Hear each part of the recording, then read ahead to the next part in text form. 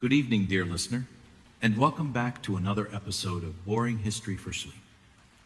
Tonight, we'll delve into the mysterious world of bizarre ancient civilizations that vanished overnight, cultures that thrived for centuries before disappearing without clear explanation. As you settle in and prepare for rest, we'll explore archaeological puzzles that have confounded experts for generations, examining societies that seem to abandon their magnificent cities and sophisticated ways of life almost instantaneously. Before we begin, imagine walking through empty streets of once bustling metropolises, where only stone monuments remain to tell the tales of vanished peoples. This story is not just about disappearances, but about the fragility of even the most advanced human societies when faced with environmental change, conflict, or circumstances lost to time. I hope this historical journey will not only be enlightening, but also guide you gently into a peaceful slumber. Last but not least, please also consider subscribing to the channel and liking this video, but only if you truly enjoy it, and comment where you are listening from and which time it is there. It's always fascinating to hear all the different places you listen from. Enough talk from me. Make yourself comfortable, close your eyes, and enjoy today's video. Shh. Lean in a little closer, won't you? Just between us, have you ever found yourself pondering the quiet places of the world? Not the bustling cities we know, oh no, but the ones that simply exhaled one last time and fell silent, as if the entire population decided all at once to hold their breath indefinitely. It's a curious thought, isn't it? One moment, a civilization is humming along, full of its own important business, markets and temples, loves and losses, the gentle rhythm of daily life. The next, poof, gone, vanished, as they say, overnight, though perhaps over century might be more accurate for some, but far less romantically abrupt. Still, the effect is much the same, an emptiness that whispers louder than any shout ever could. If you find these little drifts into the mists of time as soothing as a warm cup of chamomile, perhaps you'll consider a gentle tap on that subscribe button.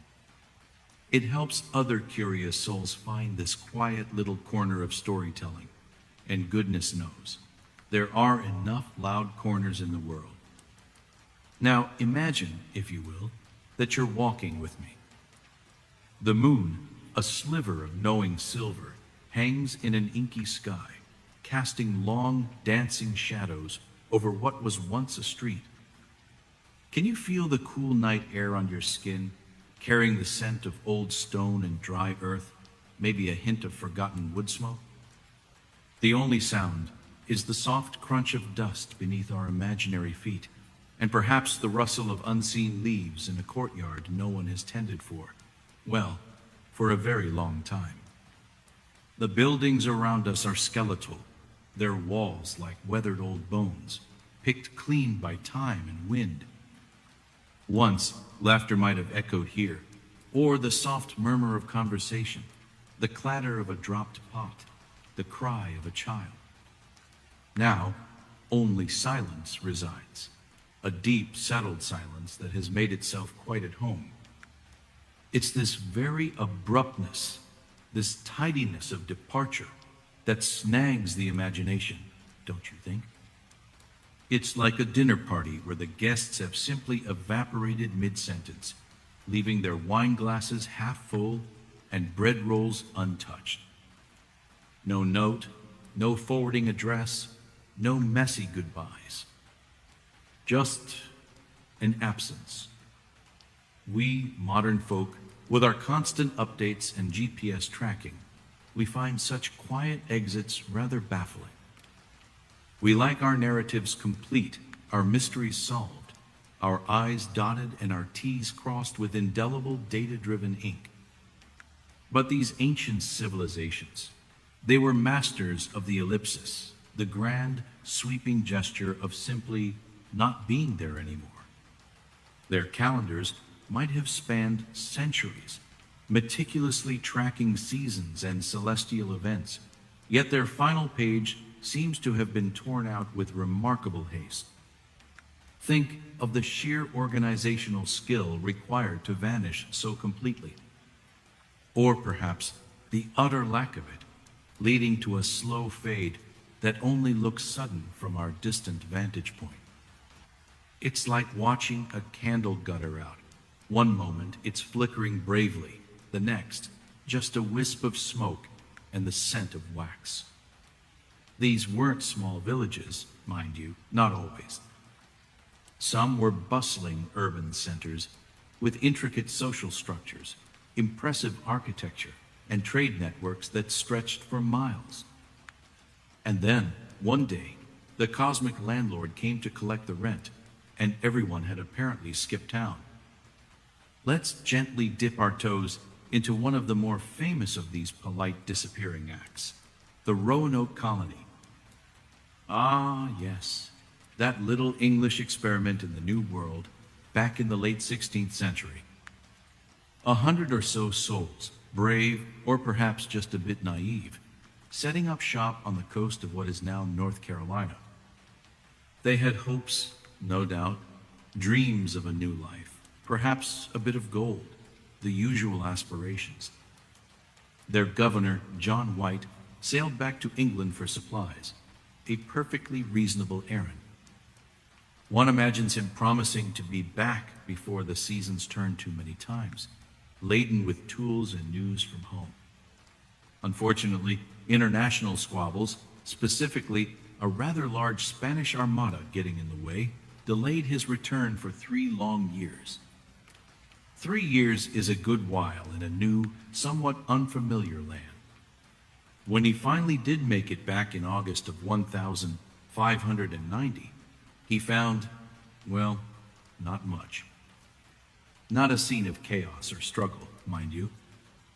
No signs of a great battle or a devastating plague that left its victims where they fell. Instead, he found a rather orderly emptiness. The houses had been dismantled, which is a curious detail, isn't it? It suggests a planned departure, not a panicked flight. The defensive palisade around the settlement site was still standing, but the people were gone. The only tangible clue, the one that has echoed through classrooms and history books for centuries, was a single word carved into a post of that palisade: Croton. Just that. No explanation, no wish you were here, no forwarding address to this Croatoan place, which happened to be the name of a nearby island and a local Native American tribe friendly to the English. Another carving, crow, was found on a tree. It's all terribly neat, in a mystifying sort of way. As if they packed their bags, tidied up, left a cryptic note on the door, and simply strolled off into the sunset, or the woods, as it were. Were they absorbed into local tribes? Did they attempt to sail back to England on their own and meet with misfortune at sea? Did they all collectively decide that colonial life was a bit much and opt for a quieter existence elsewhere, leaving only the most minimalist of explanations? The theories are plentiful, ranging from the sensible to the slightly more imaginative. But the truth remains stubbornly elusive, tucked away in the pocket of time, just out of reach. 3 main things to remember about this little historical head-scratcher. John White's delayed return in 1590 found an empty settlement. The houses were carefully taken down, not violently destroyed, and that single word, Croatoan, was the only message left behind. It's like they knew how to make an exit, dramatically understated, yet utterly complete. There's a certain comfort in these unsolved puzzles, isn't there? In a world so keen on answers, on definitive conclusions, these gentle historical enigmas allow our minds to wander, to speculate, to dream a little. They remind us that not every story has a final chapter neatly printed and bound. Some stories just trail off, leaving us with the soft rustle of possibility. And as you drift off to your own dreams, perhaps you can imagine those Roanoke colonists not lost, but simply having found a different path, a quieter narrative than the one history had planned for them. Perhaps they found their peace, far from the gaze of anxious governors and the demands of a fledgling empire. And sleep comes easier than answers ever did, especially when the questions are centuries old. Still awake? Good. Just checking. Let the quiet of their departure soothe you. Now, shall we tiptoe even further back in time, into an even deeper layer of historical quiet? Let's journey to a place where cities hummed with a surprisingly modern order, only to fall silent just as softly, leaving behind mysteries baked into their very bricks. We're off to the Indus Valley, my friend, to wander the spectral streets of Mohenjo-Daro and Harappa. Picture it, the gentle, warm air of what is now Pakistan and northwest India, around 500 years ago. These weren't your average rustic settlements. These were sophisticated urban centers, some of the earliest the world had ever seen. As we drift through these ancient avenues, notice the remarkable precision. The streets are laid out in a grid pattern, straight as a Roman road, long before Rome was even a twinkle in Romulus's eye. Houses made of uniformly sized baked bricks, and they made a lot of them, millions upon millions, lined these thoroughfares. Many of these homes had their own private bathing areas and, if you can believe it, toilets connected to a rather advanced drainage system. Yes, you heard that right. Indoor plumbing, thousands of years ago. They even had covered drains running beneath the main streets to carry away wastewater. One might say they were extraordinarily clean and tidy for their time, or any time, really. One almost expects to see a neatly lettered sign saying, "Please keep the Bronze Age tidy." The air here, in our imagination, is thick with the scent of fired earth, the faint, ghostly aroma of spices from a long-vanished marketplace, perhaps the distant murmur of the Indus River itself, the lifeblood of this sprawling civilization.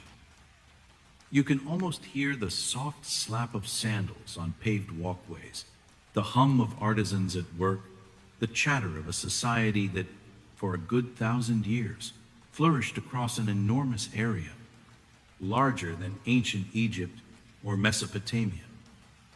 They had a system of standardized weights and measures, suggesting a complex network of trade and commerce. Little carved stone seals, exquisite in their detail, depicting animals like unicorns, or perhaps aurochs in profile, looking rather unicorn-like. Bulls and elephants have been found in abundance. These seals also bear a script, a beautiful, enigmatic collection of symbols that, to this day, no one has managed to decipher.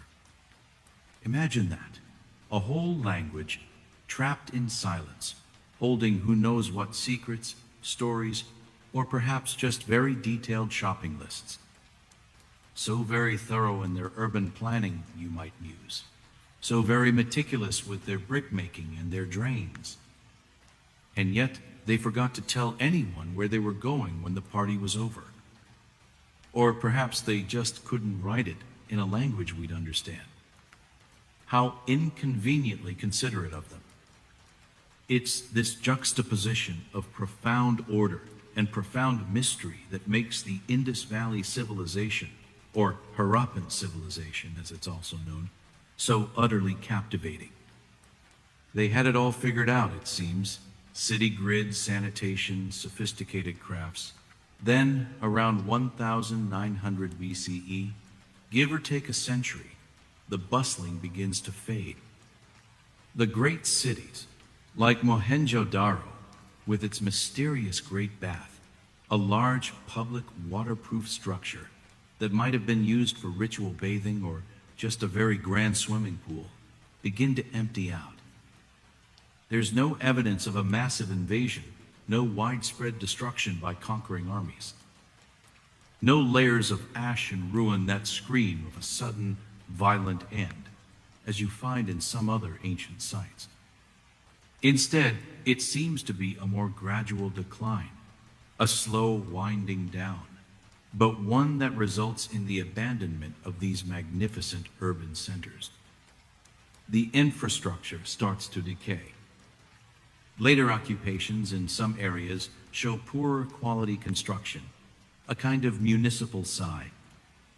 It's as if the civic pride just evaporated. Consider their achievements: standardized bricks across hundreds of miles, a writing system that remains a beautiful puzzle, and the ability to leave a city of thousands, a city with a citadel and granaries, without so much as a "gone fishing" sign in a script we could actually read. Impressive in its own quiet, perplexing way. So, what happened to these remarkably organized people? Well, the theories are as plentiful as those little unicorn seals. One strong contender is climate change. And isn't that a familiar refrain, echoing through the millennia? It's thought that shifts in monsoon patterns and the drying up of the Gagar-Hakra river system, which some believe was the ancient Sarasvati River, mentioned in Vedic texts, could have severely impacted agriculture. If the rivers that watered your fields and fed your people change their course or diminish, well, that's a rather compelling reason to relocate, isn't it? No amount of good drainage can make up for a lack of water in the first place. Another idea involves tectonic activity, earthquakes altering river courses or disrupting the water table.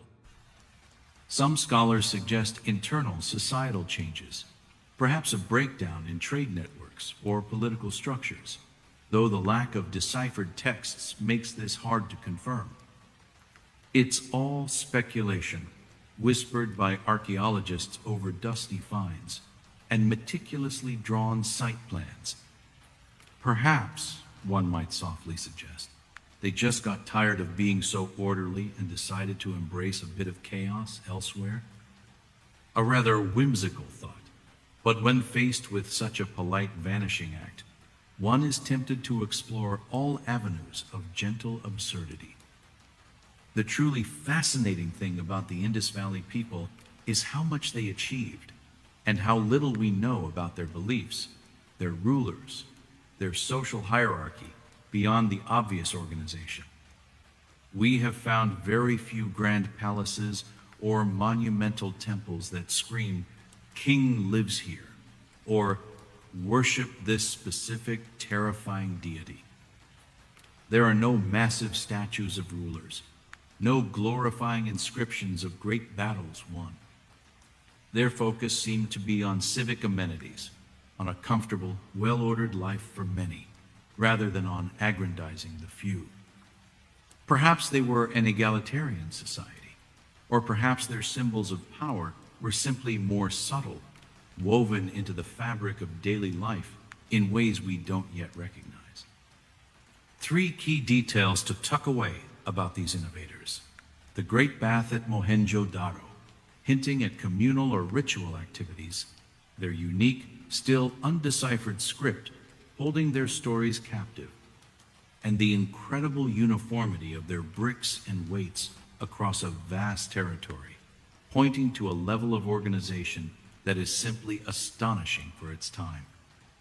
As the dust settles in the empty courtyards of Mohenjo-daro in our minds, and the imagined sun dips below the horizon, casting long shadows from the citadel mound, there's a profound sense of peace. They left, not in a hurry, it seems, but with a slow, deliberate turning away from city life.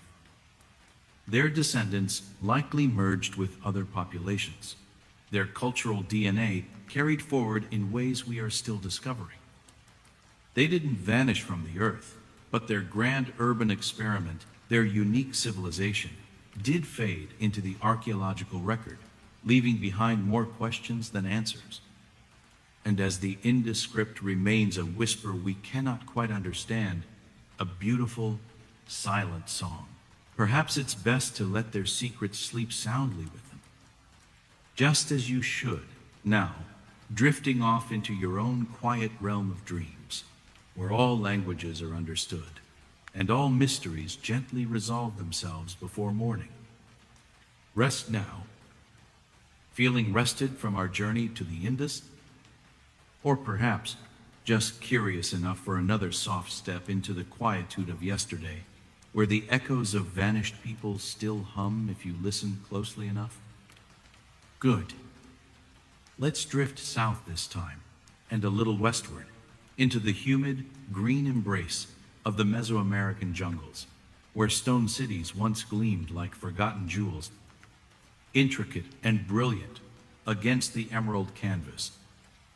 We are seeking the Maya, a civilization that painted time itself with a rather dazzling palette of mathematics and astronomy, only for many of their grandest city-states to whisper a protracted, centuries-long adieu. Imagine yourself pushing aside a curtain of thick, broad leaves, the air moist and warm on your skin, alive with the trill of unseen insects and the distant, guttural call of a howler monkey, a sound that seems to reverberate right from the ancient stones themselves.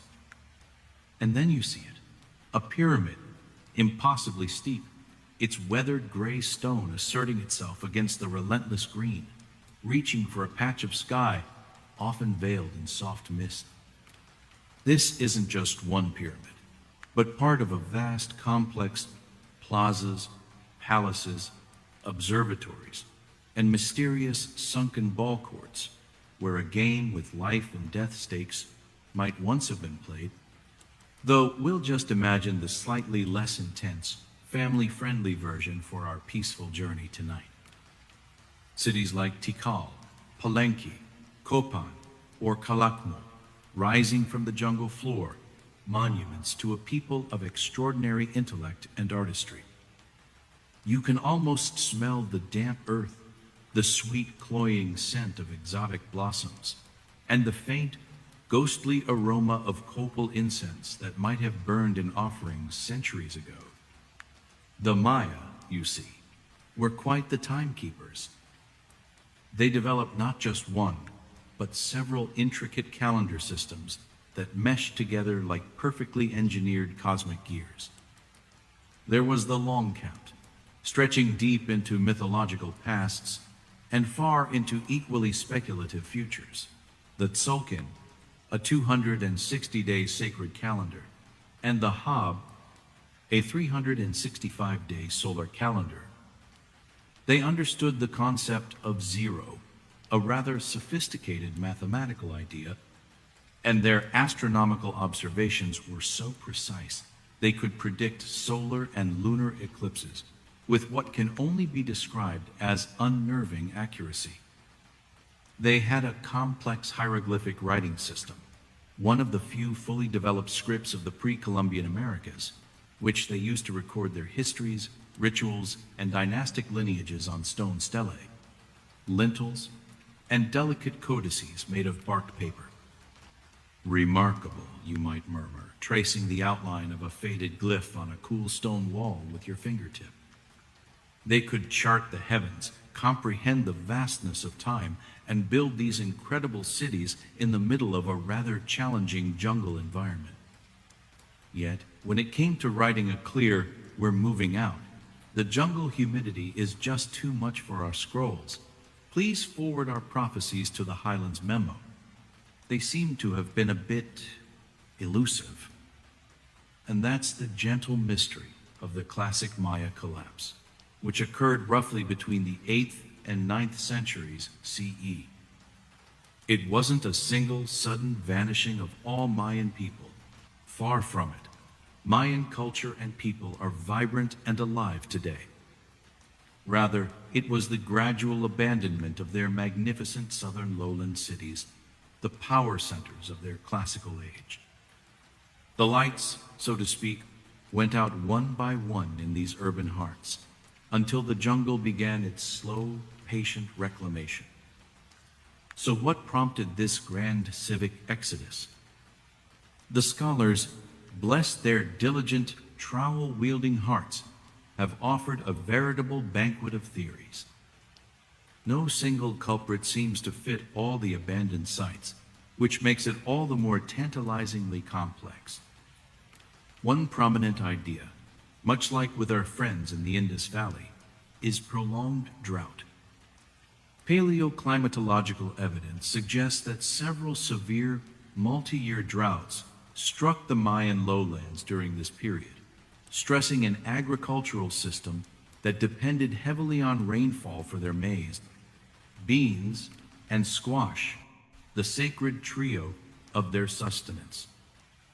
Imagine the plazas, once echoing with ceremonies, slowly falling silent as the water reservoirs dried up and the crops failed season after season. Then there's the theory of endemic warfare.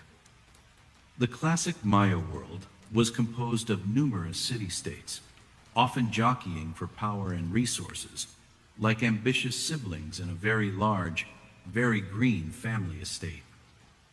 Cities like Tikal and Calakmul were regional superpowers, and their rivalries were intense and long-lasting, recorded on those stone monuments. Perhaps centuries of conflict, escalating in intensity, exhausted resources, disrupted trade routes, and made city life simply untenable for the general populace. Darling, the neighbors are flinging sharpened obsidian again. Shall we consider a quieter neighborhood, perhaps one without quite so many jaguar-pelted warriors? One might imagine a weary Mayan citizen saying. Deforestation and environmental degradation, caused by the demands of a large population needing wood for fuel and construction, and land for agriculture, might also have played a significant role. It's a story as old as civilizations that forget to be kind to their environment. Or perhaps it was a combination of all these factors, a perfect storm of climatic, social, and political pressures that led to a loss of faith in the ruling elites and their religious systems, prompting people to vote with their feet and seek new ways of life in smaller, more sustainable communities, or in the northern Yucatan where cities like Chichen Itza later flourished. Let's not forget these three intriguing facets of Mayan life before we let them rest. Their incredibly sophisticated, interlocking calendar systems, a testament to their obsession with time and cosmology, the patchwork of often warring city-states that characterize their political landscape, a far cry from a unified empire, and the compelling, though still debated, theories of their decline involving environmental change, internal strife, and the simple, heartbreaking strain of trying to keep a complex society thriving against mounting odds. Feel the cool, damp stone of a forgotten temple under your palm. Listen to the whisper of the wind through the giant roots of ceiba trees, slowly, inexorably embracing these man-made mountains of stone. The intricate carvings on stelae, depicting kings adorned with jade and feathers, their faces, serene or stern, are now softened by centuries of rain and moss. An empty ball court lies silent, the rules of its ancient game now only guessed at. There's a poignant beauty in this surrender to nature, a reminder of the cyclical dance between human ambition and the enduring power of the wild. The Maya didn't just disappear. They adapted, they moved, their culture transformed. But their great stone cities sleep now, beneath the jungle's green blanket, dreaming of starry calculations, divine kings, and the rustle of maize in fertile fields. Let their quiet grandeur and the soft hum of the cicadas lull you into your own peaceful slumber, where even the most complex equations of life find a simple, elegant rest, and all calendars agree on just one thing. It is time for dreams. Are you feeling comfortably drowsy yet? Or is there a little spark of curiosity still flickering, eager for one more tale before sleep claims you entirely? Excellent. Let us drift now on the gentle currents of imagination to a different landscape altogether, the sun-drenched canyons and high windswept mesas of the American Southwest. Here, under an often piercingly blue sky, another remarkable people built their homes and ceremonial centers, only to walk away from them, leaving behind a legacy of stunning architecture and lingering questions. We're visiting the ancestral Puebloans, sometimes known in the past by the Navajo term Anasazi, a people who knew how to live in harmony with a challenging land, and also, it seems, when it was time to move on. Picture yourself standing at the rim of a vast canyon, the air dry and carrying the faint, resinous scent of juniper and pinyon pine. The sun is warm on your face, but a cool breeze whispers secrets up from the depths below. Far across the expanse, or perhaps nestled dramatically into a sheer cliff face beneath an overhanging ledge, you see them, structures of stone and mud mortar, blending so perfectly with the natural rock that they seem to have grown there. These are not just simple huts, but complex, multi-story dwellings, some with hundreds of rooms, silent cities tucked into the earth's embrace. Places like Chaco Canyon in New Mexico, with its great houses, or the iconic cliff dwellings of Mesa Verde in Colorado. You might hear the distant cry of a hawk circling overhead, the only sound breaking a profound, ancient silence. It feels as if the inhabitants have only just stepped out, perhaps to tend their fields of maize, beans, and squash on the mesa top, or to fetch water from a hidden spring. These were sophisticated agricultural societies, flourishing particularly between about 900 and 1300 CE. They were master builders, their masonry precise and durable. In Chaco Canyon, they constructed enormous, planned structures like Pueblo Bonito, a D-shaped complex that rose several stories high and contained around 800 rooms. The purpose of these great houses is still debated by scholars. Were they elite residences, ceremonial hubs, storage facilities for vast quantities of goods, or perhaps a combination of all these things? Bustling centers of a widespread regional system connected by an astonishing network of ancient roads, some of which were remarkably straight and wide? Roads that seemed to lead out from Chaco in various directions, sometimes to nowhere in particular, or at least nowhere we can now easily fathom. And then there are the cliff dwellings of Mesa Verde, perhaps even more dramatically beautiful. Imagine entire villages built into massive alcoves in the canyon walls, accessible often only by hand and toe holds pecked into the sheer rock face, or by precarious ladders.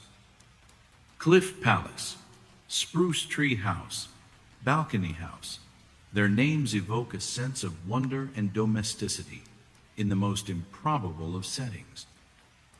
These were not just shelters, but thriving communities with kivas, circular, subterranean ceremonial rooms, plazas, and living quarters, all tucked away high above the canyon floor, offering protection from the elements, and perhaps from other groups of people too. One can't help but admire their ingenuity, and perhaps wonder about the daily commute. They built multi-story apartment complexes in the most inaccessible of cliffs, complete with stunning views and, presumably, a rather challenging trip if you forgot to pick up a gourd of water on your way home from the fields. You might chuckle softly. Then, after all that effort, they just handed in the keys to the wind and the swallows. Perhaps the neighborhood association meetings became a bit too contentious, or the views just got too breathtaking on a daily basis. The departure from these magnificent centers wasn't quite an overnight vanishing in the literal sense, but rather a gradual process of migration that occurred over several decades, primarily in the late 1200s. By 1300 CE, most of these iconic sites, Chaco Canyon and the Mesa Verde cliff dwellings, were largely empty. The people didn't disappear from the face of the earth. Their descendants are the modern Pueblo peoples of Arizona and New Mexico, such as the Hopi, Zuni, Acoma, and Rio Grande Pueblos, who carry rich oral traditions about their ancestral homelands and migrations. But why leave such established, well-built homes, places that had been inhabited for generations? Again, our friend historical climate change makes a compelling appearance. There's strong archaeological and paleoclimatic evidence of a major drought, often called the Great Drought, that affected the region in the late 13th century.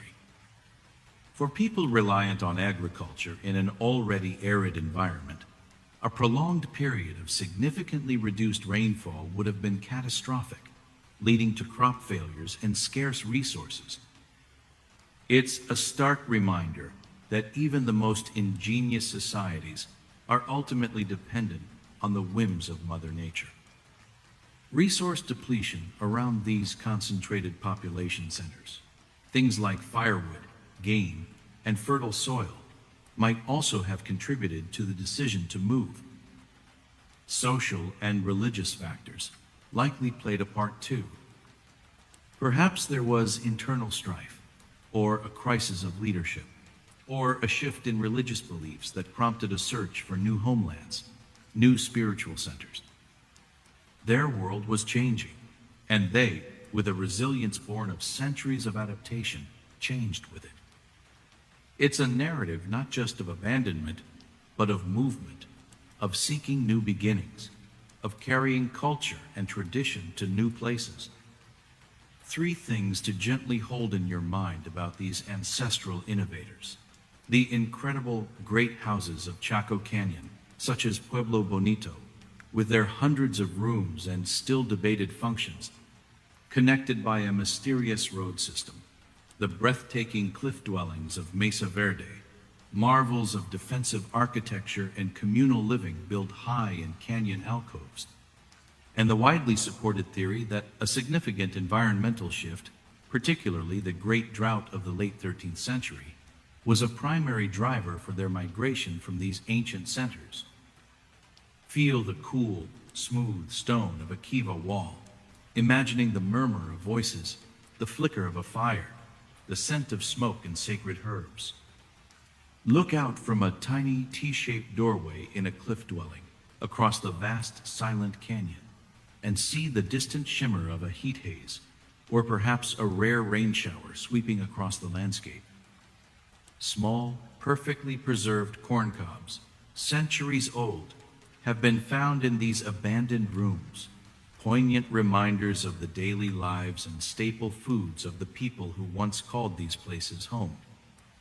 There's a quiet dignity in these empty cities of stone, a testament to human ingenuity, community, and the courage to adapt when the world around you changes. The cliff palaces and great houses now stand silent, monuments to a people who understood the rhythms of the earth, who knew when to build and when to walk away to find new beginnings, carrying their heritage with them. The wind whispers through empty doorways, carrying not just dust, but tales of resilience, of connection to the land, and of a journey that continues in their descendants.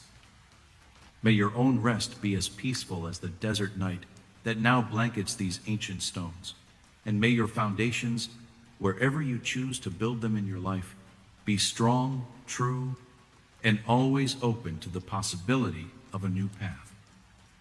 Sleep well, feeling that gentle, comforting pull towards slumber, like a soft tide drawing you out to a sea of dreams. Let it cradle you as we drift together towards another place of quiet mystery, a city of earth and ambition that rose and then faded in the heartland of North America, along the fertile, life-giving banks of the mighty Mississippi River. We are bound for Cahokia, a name that hums with the echoes of a civilization that, for a time, was the largest and most influential north of what is now Mexico, only to be largely abandoned before European eyes ever had a chance to chronicle its full glory. Imagine, if you will, standing on the edge of a vast, flat floodplain, the air thick with the rich scent of river loam and damp vegetation. Before you, under a wide Midwestern sky, rise not buildings of stone, but enormous earthen mounds, sculpted by human hands, monuments of soil and clay that testify to an incredible collective effort. The largest of these, known to us as Monk's Mound, looms like a man-made mountain, its flat top, once perhaps holding the residence of a powerful ruler or a sacred temple that touched the clouds. In its heyday, around 1050 to 1200 CE, this place was no sleepy village. It was a bustling metropolis, a vibrant hub of culture, trade, and ceremony. Its population estimated to be anywhere from 10 to 20,000 people, perhaps even more in the surrounding region. Can you almost hear the distant sounds? The murmur of thousands of voices, the rhythmic thud of stone axes clearing trees, the chanting from a ceremonial plaza, the lapping of the river carrying dugout canoes laden with goods, shell from the Gulf Coast, copper from the Great Lakes, mica from the Appalachians. Cahokia was the heart of what archaeologists call the Mississippian culture, a network of societies that shared similar artistic traditions, religious beliefs, and a reliance on maize agriculture.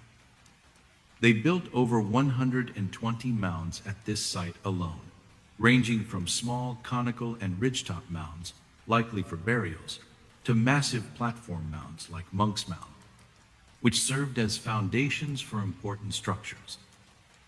There was a grand plaza, sprawling over nearly 50 acres, leveled and used for public gatherings, markets, and important rituals. It's a scale that's hard to comprehend, all achieved without beasts of burden or metal tools, just sheer human determination and a profound connection to their world. They built a mound taller than some of Egypt's smaller pyramids, a veritable earthen skyscraper with commanding views of the entire American bottom floodplain. You might reflect, and then, after centuries of occupation, it seems everyone just decided they preferred a ground floor dwelling somewhere else entirely. Perhaps the daily climb to the top of Monk's Mound became a bit much, or maybe the views were too panoramic, inducing a sudden, irresistible urge for distant, unseen horizons. One of the most intriguing features of Cahokia is what's known as Woodhenge. Not one, but several circles of large, evenly spaced timber posts were erected to the west of Monk's Mound. Archaeologists believe these served as a form of solar calendar, allowing the Cahokians to track the solstices, equinoxes, and other significant astronomical events, crucial for their agricultural cycle and ceremonial life. Imagine the dawn light on the solstice, piercing through a specific gap in those massive posts, illuminating the grand plaza or a sacred structure, a tangible link between the earth, the sky, and the people. It speaks of a sophisticated understanding of the cosmos, a desire to align their world with the rhythms of the universe. So, what happened to this great city of mounds and plazas, this ancient American metropolis? By around 1350 or 1400 CE, Cahokia was largely deserted. The bustling activity ceased, the fires grew cold, and the carefully maintained structures began their slow return to the earth from which they were made. This wasn't a sudden cataclysmic event, it seems, but more of a gradual fading and emptying out over several generations. The reasons, as with so many of our vanished civilizations, are likely a complex tapestry of interwoven threads. Environmental degradation is a strong contender. Supporting such a large population would have required vast amounts of timber for construction and fuel, and extensive land for agriculture. Deforestation in the surrounding hills could have led to increased erosion and more severe flooding in the floodplain, making life precarious. Overhunting and intensive farming might have depleted local resources. It's the age-old story, a society inadvertently undermining the very environment that sustains it. One can almost hear a weary Cahokian elder saying, "You know, when grandfather was a boy, there were trees all the way to the horizon, and the deer were plentiful. Now look, perhaps the spirits of the land are displeased." Social or political unrest could also have played a major role. Maintaining control over such a large and complex society, with its evident hierarchy, would have been challenging. Were there internal power struggles, rebellions against the ruling elite? Did the intricate trade networks that supplied Cahokia with exotic goods and prestige items begin to falter? Some evidence suggests the construction of a large defensive palisade around the central ceremonial precinct during the city's later period, hinting at increased tensions or external threats. Perhaps the very success and concentration of power at Cahokia sowed the seeds of its own dissolution, as people chose to disperse into smaller, more autonomous communities. Or maybe it was the arrival of new diseases, though direct evidence for this before European contact is more elusive. As we gently consider their departure, let's keep these three monumental facts in mind. The sheer scale of Monk's Mound, a testament to organized labor and hierarchical society, covering 14 acres and soaring 100 feet high. The ingenious Woodhenge, revealing their deep astronomical knowledge and its integration into their civic and religious life. And the multifaceted theories for Cahokia's decline, from resource depletion and environmental challenges to internal social strife, reminding us that even the greatest cities are not immune to the pressures of existence. Imagine the feel of the damp, cool earth beneath your feet as you stand on the summit of Monk's Mound in the quiet of our shared imagination, looking out over the now empty expanse where thousands once lived, loved, worked, and worshipped. The sun sets, painting the sky in hues of orange and purple, reflecting in the distant Mississippi, and a deep silence settles, broken only by the whisper of the prairie wind through the tall grasses that now cover these ancient earthworks. The great mounds of Cahokia sleep under this blanket of green, their most profound secrets held deep within the earth they were shaped from. They remind us that even the mightiest centers of human endeavor can fall silent, their grand purpose shifting from bustling, everyday life to quiet, contemplative spaces for those who visit centuries later. May your own dreams tonight be built on solid, comforting ground, and may your spirit feel as resilient and enduring as the ancient earth itself, which holds so many stories. Rest now, peacefully. Are you drifting gently on the edge of sleep, my friend? Shall we allow ourselves one more voyage, a truly distant one this time, before the night fully claims us? Let's imagine ourselves journeying far out into the vast, shimmering expanse of the South Pacific Ocean, to what is often called the most isolated inhabited island on Earth. A tiny, triangular speck of volcanic land, thousands of miles from any continent. It is a place of stark beauty, enduring mystery, and some very famous, very stoic stone faces. Rapa Nui, or as Captain Cook would later name it, Easter Island. Feel the cool, persistent caress of the sea wind on your face, carrying the scent of salt and volcanic soil. The only sounds are the rhythmic crash of ocean waves against dramatic, dark cliffs, the cry of seabirds wheeling overhead, and perhaps, if you listen very carefully, the ghostly echo of chisels on stone. And there they are, the reason this island is etched so firmly in the world's imagination, the Moai. Hundreds of colossal stone statues, monolithic figures with elongated heads, prominent noses, and enigmatic expressions, some standing proudly on ceremonial platforms called ahu, their backs to the turbulent sea, gazing inland with an air of eternal, silent knowing. Others lie toppled like fallen giants, or remain unfinished, still partly embedded in the volcanic quarry at Rano Raraku, as if the sculptors just put down their tools mid-task and walked away. The story of Rapa Nui is one of remarkable human ingenuity, and it seems profound ecological and social upheaval. Polynesian voyagers, masters of navigation, are believed to have first settled this remote island sometime around 1200 CE, though some researchers push that date back a few centuries earlier or later.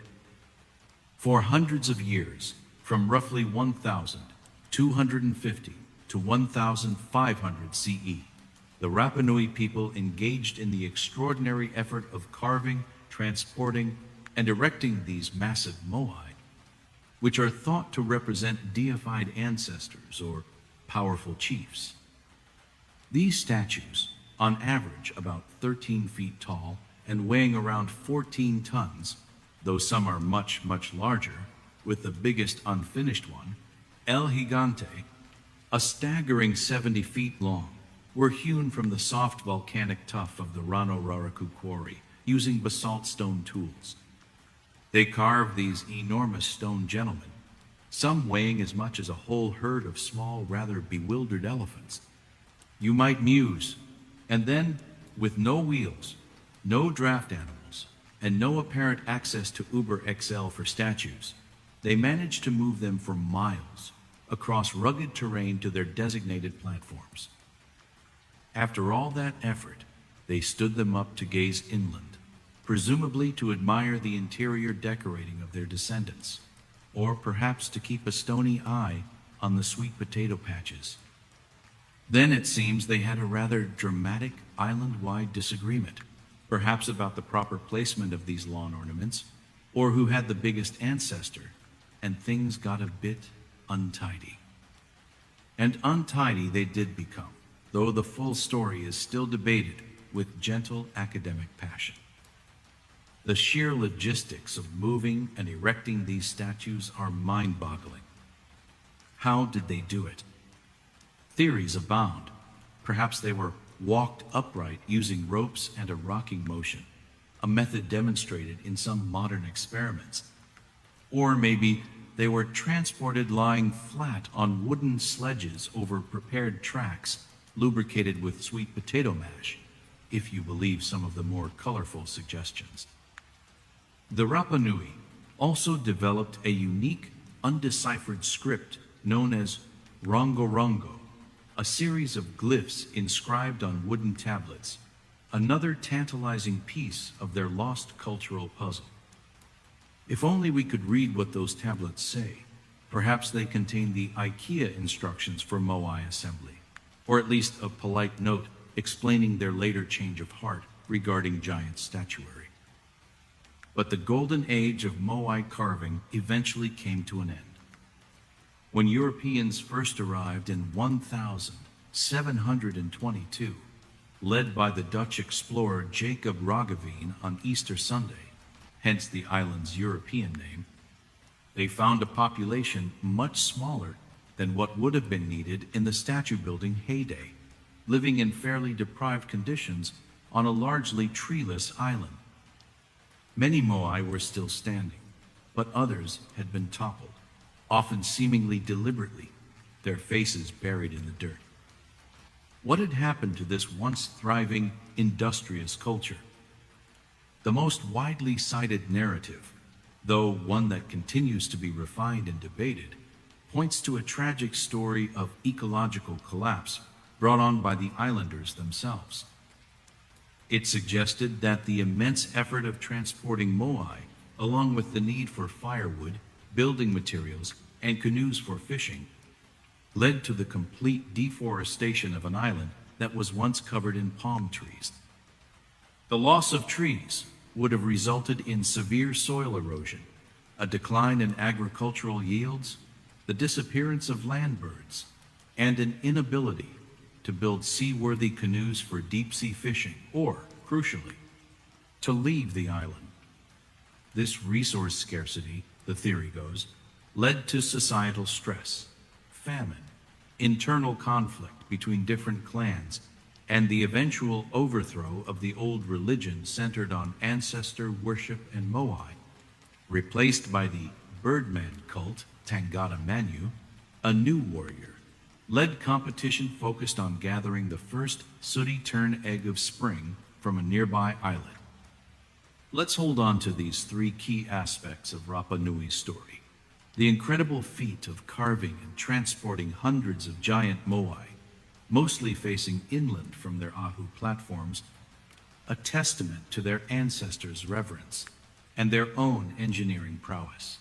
The later emergence of the Birdman cult, centered at the ceremonial village of Orongo, signaling a profound shift in their religious and social order after the statue-building era waned, and the compelling, though still discussed, theory of severe ecological degradation, particularly deforestation, playing a crucial role in the decline of their complex society and the cessation of the moai tradition. Imagine standing on the slopes of Rano Raraku, the nursery of the moai, where hundreds of statues in various stages of completion still lie, their blank eyes staring up at the vast Pacific sky. Feel the rough, porous texture of the volcanic tuff under your imaginary fingertips. Hear the constant sigh of the wind as it sweeps across the treeless, undulating landscape, a wind that seems to carry whispers of the past, of ambition, of artistry, of struggle, and ultimately, of adaptation in the face of profound change. The toppled moai, face down, are a poignant sight, a symbol of a world turned upside down. The moai of Rapa Nui stand, or lie, as silent, powerful sentinels, their stone eyes gazing over a landscape that whispers tales of incredible human achievement, intense belief, and the stark lessons of living on a fragile, isolated island. They remind us, perhaps, to tread lightly on our own precious islands, whatever their size, and to listen carefully to the needs of the earth that sustains us. May your own gaze be soft and untroubled as you drift into the deep ocean of sleep, and may your dreams be filled with the quiet, enduring strength of ancient stones and the endless, peaceful expanse of a starlit sea. Sweet dreams. Are you feeling nicely cocooned in that pre-sleep softness, that gentle state where the edges of the day begin to blur and soften? Wonderful. For our next gentle wander into the quiet corners of history, let's journey to a city literally carved from rose-red cliffs, a breathtaking marvel hidden deep within the desert canyons of what is now the Hashemite Kingdom of Jordan. We are seeking the lost city of Petra, the capital of the Nabatean Kingdom, a place that once thrived as a bustling nexus of ancient trade routes, only to fade into near obscurity for centuries, its splendors guarded by the silence of the desert. Imagine, if you will, that we are walking through a narrow, winding gorge, the Sick, its sandstone cliffs towering hundreds of feet above us on either side, sometimes nearly touching, blocking out much of the sky. The air is cool here, a welcome respite from the desert sun, and the only sounds are the soft echo of our imaginary footsteps, and perhaps the whisper of the wind as it snakes through the canyon. The rock walls around you are a symphony of color. Shades of red, pink, orange, and ochre swirled together like ancient petrified paint. There's a sense of anticipation, of journeying into a hidden world. And then, as the sick makes one final turn, you catch your breath. Framed perfectly by the narrow opening is Al-Khazneh, the treasury, its magnificent Hellenistic facade, 2 stories of columns, friezes, and sculptures, all intricately carved directly out of the solid rock face, glowing with an almost ethereal rose-pink light. It's a moment of pure theater, crafted by both nature and human hands. The Nabateans, who created this marvel, were originally a nomadic Arab people who, from around the 4th century BCE, settled in this region and grew incredibly wealthy by controlling the lucrative trade routes that passed through. They were the middlemen for caravans carrying frankincense and myrrh from southern Arabia, essential for religious ceremonies and perfumes across the ancient world, spices from India, and silks from China. Petra became their bustling, cosmopolitan capital, a vibrant oasis of commerce and culture, nestled within these protective mountain strongholds. They were not just skilled traders, but also master hydraulic engineers. In this arid desert landscape, they ingeniously carved channels, dams, and cisterns into the rock to capture and conserve every precious drop of winter rainwater, allowing a city of perhaps 20 to 30,000 people to thrive, where you might expect only scorpions and hardy shrubs. They were the original masters of desert landscaping and rock art, on a rather grand scale, you might reflect with a gentle smile.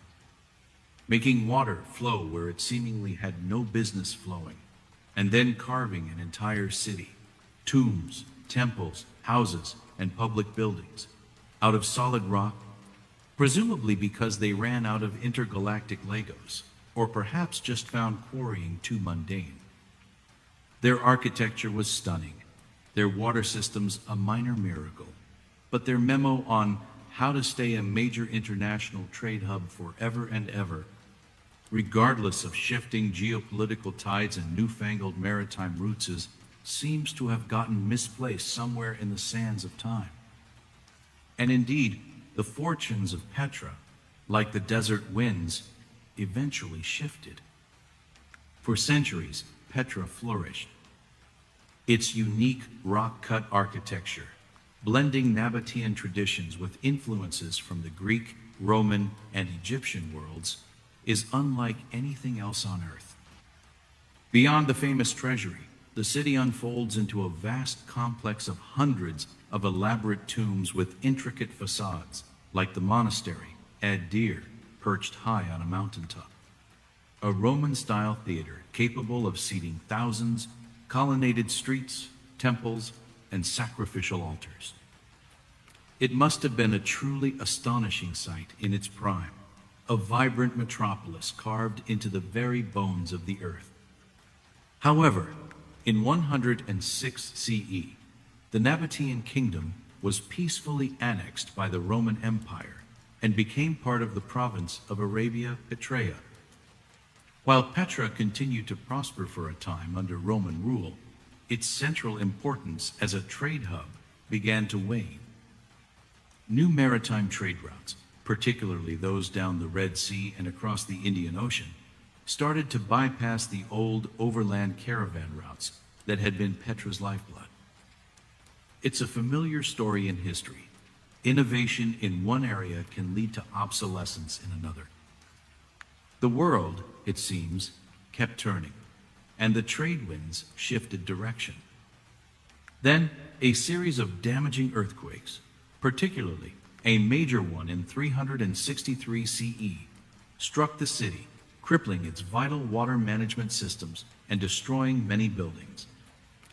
While Petra was not abandoned overnight, its population gradually dwindled, its grand structures fell into disuse, and its location, once a strategic advantage, became a well-kept secret known mainly to local Bedouin tribes. By the time of the early Islamic conquests in the 7th century CE, Petra was largely a ghost city, its former glory fading into the desert landscape. Let's tuck away these three rose-tinted details about Petra before we let its memory soothe us. The breathtaking facade of Al-Khazna, or the treasury, likely a royal tomb or temple, whose purpose remains a gentle debate among scholars, not actually a place for storing riches. The Nabateans' truly remarkable water engineering, creating an artificial oasis with cleverly designed channels, cisterns, and dams that sustained their desert capital, and the gradual decline of the city due to shifting trade routes that favored sea travel over land caravans, accelerated by Roman annexation and significant earthquake damage, leading to its eventual near abandonment. Imagine the cool darkness of the sick giving way to the sudden, sun-drenched revelation of the treasury, its rose-red stone almost seeming to blush in the light. Wander in your mind through its silent, empty tombs, their once sealed entrances now open to the curious gaze of time, their interiors cool and echoing. Hear the imagined clatter of a caravan laden with exotic goods, the babble of different languages in a bustling marketplace, now replaced by a profound, almost sacred silence, broken only by the sigh of the wind or the distant bleating of a goat. The city became lost to the Western world for many centuries, until it was rediscovered in 1812 by the Swiss explorer Johann Ludwig Burckhardt, disguised as an Arab scholar who persuaded local guides to take him to this legendary lost city. What a moment that must have been, to stumble upon such hidden grandeur. The rose-red city of Petra now sleeps in its sandstone embrace, a breathtaking testament to human artistry, engineering prowess, and remarkable resilience in the face of a harsh and unforgiving land, as well as the ever-shifting sands of commerce and empire. It reminds us that even the most magnificent creations can fade from common knowledge, only to re-emerge later, inspiring awe and wonder anew. May your own dreams tonight be filled with such hidden wonders, with paths that lead to unexpected beauty, and with the cool, quiet, and profound peace of a desert night, where ancient secrets rest undisturbed. Sleep deeply now. As sleep beckons ever more sweetly, like a soft melody drifting on the evening air, shall we take one more gentle flight of fancy before you fully surrender to its embrace? This time, let us journey to the lush, tropical heart of Southeast Asia, to a place where gods and kings were immortalized in colossal stone temple mountains that once lay shrouded and nearly swallowed by the relentless green of the jungle's embrace. We are seeking the magnificent remains of Angkor, the capital of the once mighty Khmer Empire, in what is now Cambodia. Imagine yourself in the humid morning air, the sun just beginning to burn off the early mist, revealing structures of such scale and intricacy that they seem to belong more to legend than to reality. Perhaps you are standing before the iconic silhouette of Angkor Wat, its 5 pineapple-shaped towers reflected perfectly in the still waters of its vast surrounding moat, a symbol of Mount Meru, the mythical home of the Hindu gods. Or maybe you are wandering through the enigmatic stone faces of Bayonne, within the ancient city of Angkor Thom, where hundreds of serene, smiling visages gaze out in all directions, their expressions a blend of compassion and inscrutable power. The air is thick with the scent of frangipani and damp earth, the buzz of cicadas, and perhaps the distant chanting of saffron-robed monks, for these temples are not entirely dead, but still breathe with a quiet spiritual life. The Khmer Empire, which flourished from the 9th to the 15th century CE, was a true powerhouse of its time. At its heart was Angkor, not just a collection of temples, but one of the largest pre-industrial urban complexes in the world, sprawling over hundreds of square miles. It was a hydraulic city, its existence made possible by an incredibly sophisticated and vast network of canals, reservoirs, known as barrays, some of them miles long, and embankments. This water management system was the lifeblood of the empire, allowing for multiple rice harvests per year, which supported a large population and fueled the immense labor force required to build these monumental temples dedicated to Hindu deities and, later, Buddhist figures, as well as to the god kings themselves. They certainly didn't do things by halves, did they? You might whisper in awe, gazing up at a towering stone gateway. Building temple mountains to rival actual mountains, and creating vast artificial lakes that shimmered like inland seas, all meticulously planned and engineered to reflect their cosmic order and ensure their agricultural prosperity. Their engineering was divine, their artistry sublime, their devotion seemingly as solid as the stone they carved with such detail.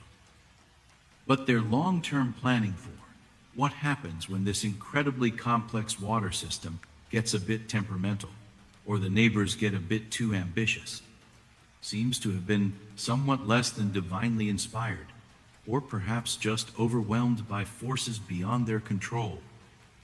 And indeed, like all great empires, the Khmer Empire eventually faced its twilight, and its magnificent capital began to fade from prominence. The construction of Angkor Wat itself, in the first half of the 12th century by King Suryavarman II, was an astonishing feat. It is the largest religious monument in the world, a stunning example of classical Khmer architecture, its galleries adorned with miles of intricate bas-reliefs depicting scenes from Hindu epics like the Ramayana and Mahabharata, as well as historical processions and battles. Later, King Jayavarman VII, a devout Buddhist, established the new capital of Angkor Thom, with the extraordinary Bayon Temple at its center, and embarked on a massive building program of temples, hospitals, and rest houses throughout his empire. For centuries, Angkor was a vibrant center of power, religion, and culture, its influence stretching across much of mainland Southeast Asia. So what led to the decline of this mighty empire and the gradual abandonment of its grand capital as the primary seat of power? It wasn't a single event, but likely a confluence of factors, a slow unraveling over the 14th and 15th centuries. Environmental pressures are thought to have played a significant role. That very same elaborate water management system, so crucial to Angkor's success, may have also become its Achilles heel. Prolonged periods of drought, interspersed with intense monsoons causing destructive flooding, as suggested by climate studies, could have severely damaged the delicate hydraulic infrastructure, leading to failures in rice production and water supply. Imagine the frustration, the desperation, as the life-giving waters became either too scarce or too abundant and destructive. The rise of powerful neighboring kingdoms, particularly Ayutthaya in Siam, modern Thailand, also exerted immense pressure. There were repeated invasions and sackings of Angkor, which would have weakened the empire, drained its resources, and perhaps led to the forced resettlement of skilled artisans and scholars. Furthermore, there might have been a gradual shift in economic focus towards maritime trade, with new centers of power emerging closer to the coast, making the inland location of Angkor less strategically vital. Some scholars also suggest that a shift in religious ideology, perhaps a move towards a more personal form of Theravada Buddhism, may have undermined the traditional Hindu-based state cult that had fueled the massive temple-building projects and legitimized the god-kings. The capital eventually shifted southward, closer to modern-day Phnom Penh, leaving the vast temple complexes of Angkor to the encroaching jungle and a much smaller local population. Let's gently hold these three remarkable details in our sleepy thoughts.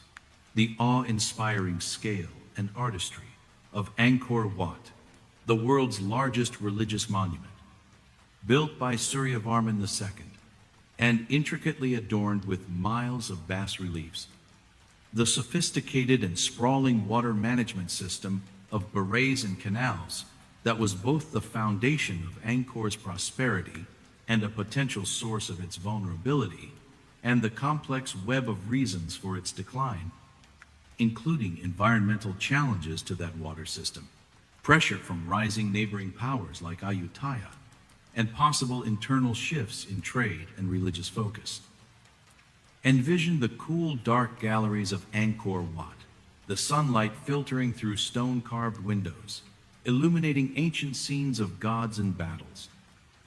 See the serene, giant stone faces of Bayonne, half hidden by the twisting roots and branches of massive silk cotton and fig trees, as nature slowly, patiently reclaims the stone. Feel the humid warmth, hear the distant buzz of the jungle, a living shroud that protected these wonders for centuries until they were gradually rediscovered and brought to the attention of the wider world by French explorers in the 19th century, though they were never truly lost to the local Khmer people. There's a profound sense of peace and timelessness in these ancient stones, a fusion of human ambition and the enduring power of nature. The magnificent temples of Angkor now stand as a serene and awe-inspiring testament to a glorious empire, a vanished way of life, and the enduring power of faith, artistry, and the human spirit to create wonders that can outlast civilizations. They whispered tales of kings and commoners, of gods and devotion, even as the jungle murmurs its own ancient secrets around them. May your sleep tonight be as deep and peaceful as the forest floor that once carpeted these sacred sites. And may your dreams be as beautifully intricate and filled with quiet wonder as a Khmer carving touched by the gentle hand of time. Rest deeply, feeling that lovely, heavy warmth of impending sleep, like a soft, comforting blanket being drawn up to your chin. Let it settle over you as we embark on a chillier, perhaps even frostier, journey for our sleepy tale tonight. We're heading to the very edge of the known medieval world, to a vast island of ice and rock where a hardy group of Vikings established a European outpost that lasted for nearly 5 centuries, only for their settlements to fall silent, their presence fading like breath on a frozen pane of glass. We are visiting the Greenland Norse. Imagine, if you will, standing on the shore of a deep, winding fjord, the water a steely gray blue, dotted with ghostly white icebergs that have calved from colossal glaciers in the distance. The air is bitingly cold, carrying the sharp scent of salt water and ancient ice, and the only sounds are the mournful cry of seabirds, the occasional groan and crack of shifting ice, and the relentless whisper of the wind sweeping down from the immense ice cap that covers most of the island. Scattered across the thin green fringes of land along these fjords, you can see the low, sturdy ruins of stone and turf farmsteads, and perhaps the crumbling walls of a small stone church, its empty windows like vacant eyes staring out at the unforgiving yet starkly beautiful landscape. This was once home to thousands of Norse settlers, a remote branch of Viking society clinging to existence at the very limits of their world. It was around 985 CE that Eric the Red, a rather famously exiled Norseman from Iceland, for, shall we say, some spirited neighborhood disputes, led a party of settlers to this enormous island he rather optimistically named Greenland. Perhaps it was a clever bit of marketing to attract colonists, or maybe he just happened to arrive during a particularly verdant summer. They established two main settlements: the larger eastern settlement in the southwest, near modern-day Qaqortoq, and the smaller western settlement further north, closer to present-day Nuuk. For nearly 500 years, these Norse Greenlanders farmed the land as best they could, raising cattle, sheep, and goats in the short summer months. They hunted seals, caribou, and walrus, the ivory from walrus tusks being a particularly valuable export to Europe. They built churches, had their own bishop, and maintained a distinctly European Christian way of life, all while surrounded by an Arctic wilderness. They were Vikings. After all, you might reflect, pulling your imaginary woolen cloak a little tighter. One rather expects a certain level of admirable, if somewhat perplexing, stubbornness in the face of a glacier or two, or perhaps a slight misunderstanding of the term temperate climate. They built farms, raised families, imported stained glass for their churches, and even argued about grazing rights, all in a place where you'd now think twice about picnicking without a full survival kit and a satellite phone. Then, it seems, after centuries of making it work, they collectively misplaced their Viking resilience, or perhaps their regular shipping address for essential supplies from Norway became unreadable due to excessive frost and a lack of reliable postal service. And indeed, by the mid-15th century, the Norse settlements in Greenland had vanished, their story ending not with a bang, but with a slow, silent fade into the historical mist. What led to this quiet disappearance? The last written records directly from the Greenlanders are scarce after the early 1400s, and archaeological evidence tells a story of gradual decline. One of the most significant factors appears to have been climate change, specifically the onset of the Little Ice Age around the 14th century. Temperatures dropped, growing seasons shortened, and sea ice became more extensive and persistent, making farming increasingly difficult and treacherous for navigation. Imagine the fjords, once open for part of the year, now choked with ice for longer and longer periods, isolating the settlements from each other and, crucially, from Europe. This brings us to their reliance on trade with Europe, particularly Norway. The Greenlanders depended on imports for essential goods like iron tools and weapons, timber for shipbuilding and construction, Greenland having very few trees suitable for such purposes, and certain grains. In return, they exported walrus ivory, hides, and perhaps live polar bears for European menageries, if you can believe it. However, as the Little Ice Age set in, and as Europe itself faced its own challenges like the Black Death and economic shifts, this vital trade link became weaker and less frequent. The value of walrus ivory also declined as elephant ivory from Africa became more readily available in European markets. It's like their main exports suddenly went out of fashion, and their supply lines for essentials got longer and frostier. Another factor often discussed is the relationship, or lack thereof, with the Thule people, the ancestors of the modern Inuit, who were migrating south into Greenland around the same time the Norse climate was deteriorating. The Thule were master Arctic hunters, perfectly adapted to the harsh conditions with technologies like kayaks, umiaks, and toggling harpoons, allowing them to thrive on ringed seals and other marine mammals that the Norse, with their European farming traditions, struggled to exploit fully, especially as their traditional food sources dwindled. There's little archaeological evidence of widespread violent conflict, but also not much evidence of significant cultural exchange or intermarriage. Did the Norse fail to adapt their subsistence strategy sufficiently? Were they outcompeted for scarce resources? Or did they simply choose not to integrate? The sagas offer tantalizing, if biased, glimpses of interactions, often referring to the indigenous people as scrallings. But the full picture remains unclear. Perhaps some Norse individuals did join Thule communities, or perhaps weakened by hardship. The remaining Norse slowly dwindled, or even attempted a perilous return voyage to Iceland or Norway, a journey from which they never arrived. Let's hold these three icy fragments of their story gently in our minds. The profound impact of the Little Ice Age, which drastically altered their environment and agricultural viability. Their critical dependence on dwindling European trade for essential goods, and as an outlet for their exports like walrus ivory, and their complex, poorly understood relationship with the incoming Thule people, who were far better adapted to the worsening Arctic conditions.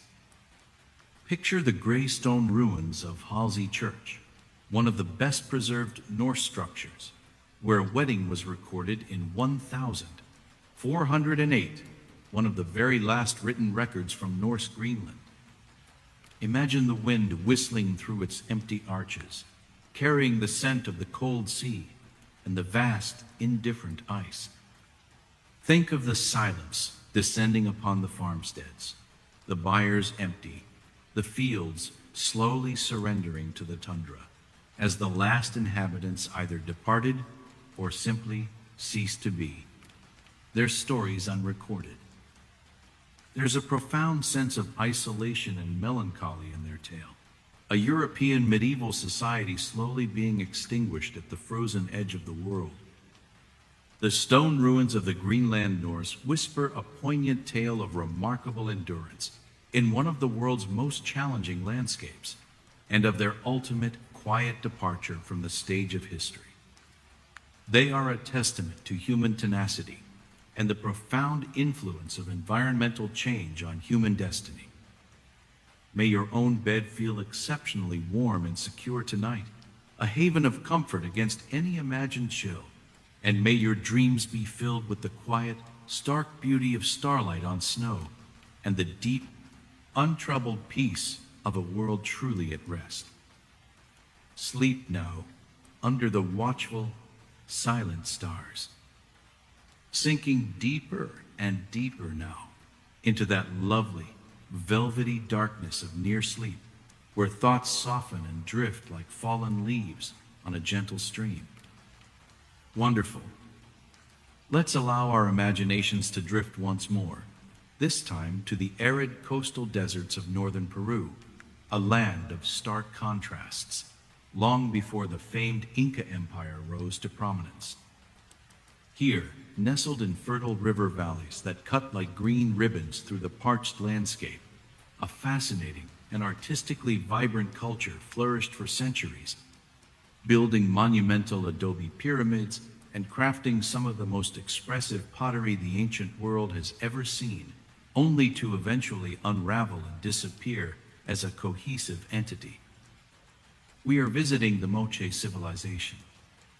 Imagine standing in a dry, sun-baked desert, the air shimmering with heat, the Andes Mountains a distant, hazy backdrop.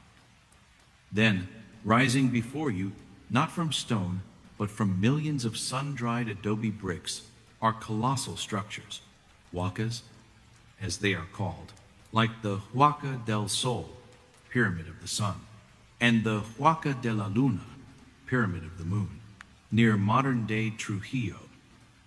These were once brightly painted with murals depicting gods, warriors, and elaborate ceremonies, though time and weather have softened their grandeur.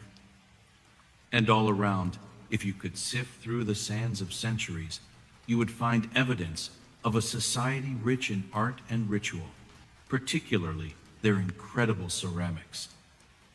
These weren't just ordinary pots. They were sculptural masterpieces, often depicting astonishingly realistic portrait heads of individuals, scenes of daily life, intricate mythological narratives, warriors in elaborate attire, and a host of animal figures, all crafted with extraordinary skill and a keen eye for detail. You can almost feel the dry desert air, see the glint of gold from a royal tomb, and hear the imagined chants from a ceremony atop one of these massive mud brick mounds. The Moche civilization thrived roughly from 100 CE to around 800 CE. Unlike the later Inca, they didn't form a single, centralized empire, but rather seem to have been a collection of autonomous or semi-autonomous polities, sharing a common culture, religion, and artistic style spread across several river valleys along the coast. They were master agricultural engineers, constructing vast networks of irrigation canals to transform the desert margins into fertile fields, allowing them to cultivate maize, beans, squash, and cotton. And they were exceptionally skilled metallurgists, working with gold, silver, copper, and their alloys to create exquisite jewelry, ritual objects, and adornments for their elite. They could make pottery that looked like it was about to get up, clear its throat, and tell you its entire life story. With all the interesting bits included, you might chuckle softly, imagining one of those remarkably expressive portrait vessels. And they built these absolutely enormous pyramids out of mud bricks, structures that would make a modern sustainable building contractor weep with envy, or possibly just utter confusion at the sheer scale of it all. Their art was incredibly detailed, showing everything from noble warriors to humble weavers, from dramatic myths to everyday scenes. Yet they forgot to leave a clear written note saying, "Gone fishing, climate's a bit tricky, back in a millennium or two if the anchovies are running." Such a pity, as their visual storytelling was top-notch. And indeed, around 750-800 CE, the Moche civilization experienced a significant decline, with major centers abandoned and their distinctive cultural traditions transforming or fading away.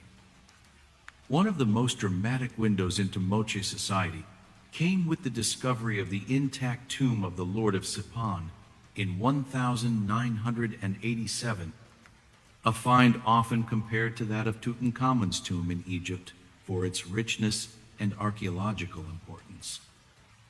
This Moche ruler was buried with an extraordinary array of gold and silver ornaments, elaborate feathered headdresses, jewelry made from precious stones, and numerous attendants and sacrificial offerings, providing invaluable insights into their beliefs about the afterlife, the power of their rulers, and their sophisticated craftsmanship. Such discoveries underscore the complexity and hierarchy of Moche society. So, what caused this vibrant civilization to unravel? As with many ancient societal collapses, environmental factors appear to have played a crucial and rather dramatic role. Archaeological and paleoclimatological studies indicate that the Moche faced a period of extreme climate instability, particularly a series of powerful El Niño events. El Niño, a phenomenon that involves the warming of Pacific Ocean currents, can bring devastating torrential rains and flooding to the normally arid Peruvian coast. Evidence suggests that around 560 to 650 CE, the Moche endured several decades of such catastrophic flooding, which would have destroyed their irrigation systems, inundated their fields, damaged their adobe huacas, which are, after all, made of mud, and severely disrupted their agricultural base. This period of excessive rain was then cruelly followed by a prolonged drought lasting for perhaps 30 years or more. Such climatic whiplash, first too much water, then not nearly enough, would have been incredibly challenging for any society, let alone one whose rulers were likely seen as divine mediators responsible for ensuring cosmic balance and agricultural fertility. This environmental stress likely led to significant social and political turmoil. The Moche elites, unable to prevent or mitigate these disasters, may have lost their authority and legitimacy. There is some archaeological evidence suggesting an increase in internal conflict and perhaps a shift in ritual practices during the later Moche period. Their art often depicts scenes of ritual combat where warriors from different Moche groups fought, with the losers being offered up in elaborate ceremonies, sometimes involving their complete dismemberment. It's possible that such rituals became more frequent or intense as the Moche desperately sought to appease their deities and restore balance to a world thrown into chaos by unpredictable and devastating weather. Ultimately, the Moche civilization didn't so much vanish overnight as it underwent a period of profound crisis and transformation, with populations dispersing, major centers being abandoned, and new cultural patterns emerging in their place, laying some of the groundwork for later Andean civilizations. Before you drift off completely, let these three Moche insights settle gently. The breathtaking discovery of intact royal tombs, like that of the Lord of Sipan, which unveiled the immense wealth, intricate cosmology, and hierarchical nature of their society.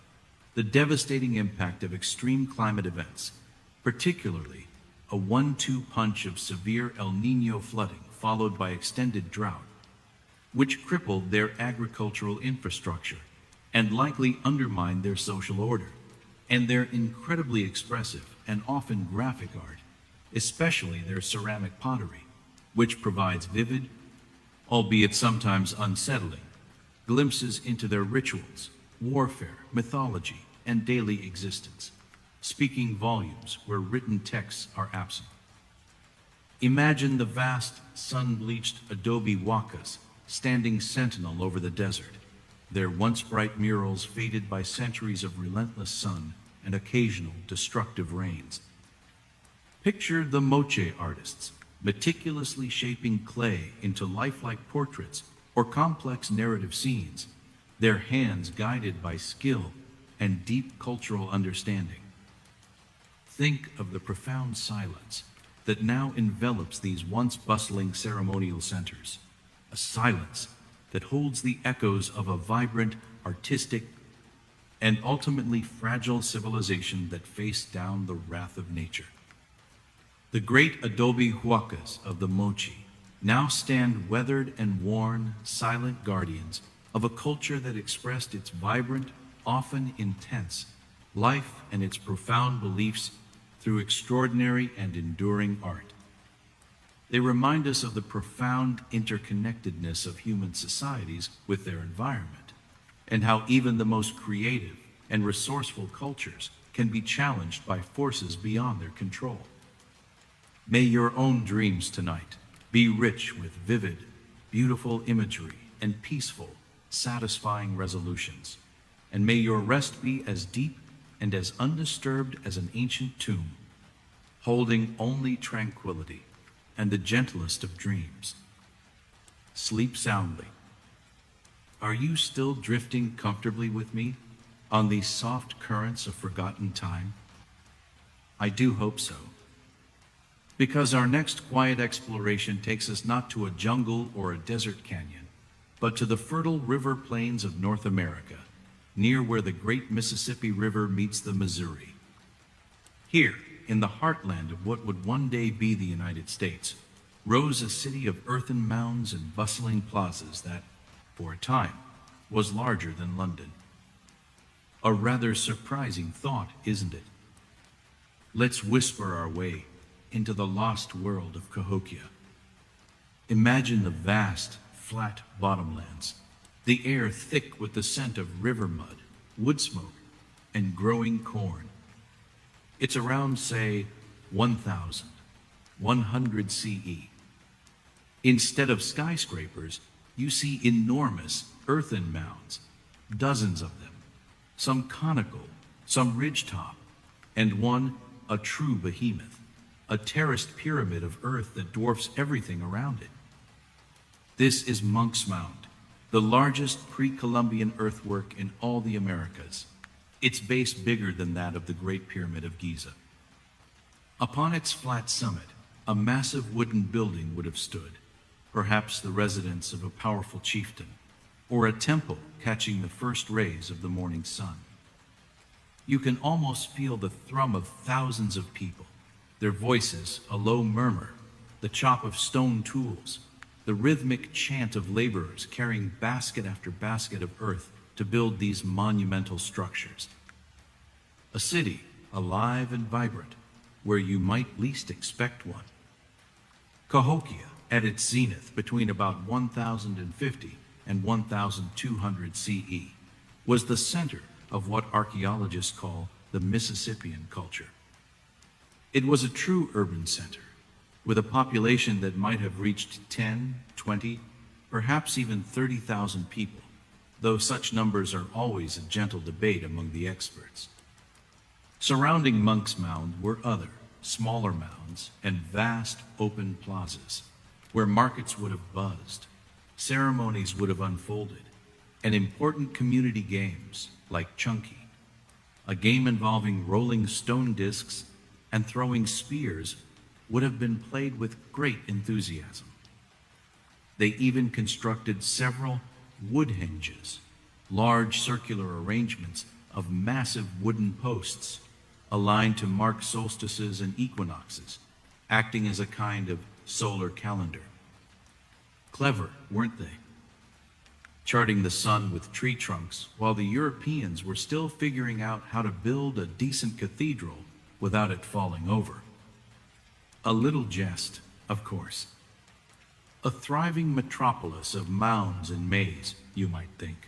A testament to human ingenuity and organization in the American heartland. So, where did they all go? And why didn't they leave a clearer forwarding address than, say, the Roanoke colonists? For that is the gentle mystery of Cahokia.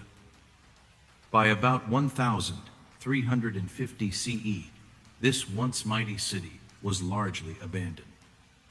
The plazas grew quiet, the fires in the hearths went out, and the great mounds began their slow, patient return to the embrace of the earth, eventually covered by grasses and trees, until later settlers thought some of them were just unusual hills.